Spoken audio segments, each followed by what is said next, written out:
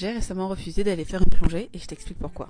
Il y a à peu près un mois de ça, j'étais en vacances dans une île paradisiaque et évidemment que je voulais plonger. Juste à côté de l'endroit où j'étais hébergée, il y avait un centre de plongée qui reconnaissait au moins une de mes certifications.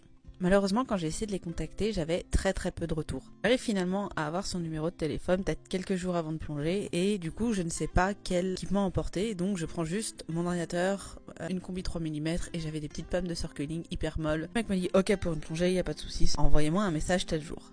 Le tel jour en l'occurrence c'est le jour où moi j'atterris.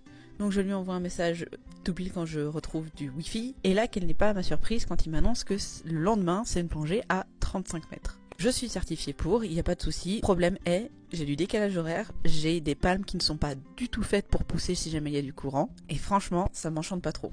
J'essaie de négocier avec le mec pour lui dire est-ce que c'est possible de faire une plongée moins profonde avant, juste au moins pour me remettre en jambe. Il me répond ah bah non, c'est la seule plongée de la semaine que je peux vous proposer, à prendre ou à laisser. Les vibes étaient pas ouf.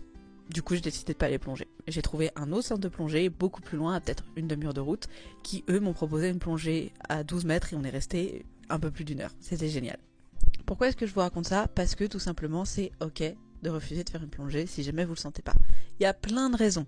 Ça pourrait être vous avez pas envie, vous avez froid, vous avez mal au ventre, vous êtes fatigué, le mec qui vous encadre, vous le sentez pas. Vraiment tout plein de raisons.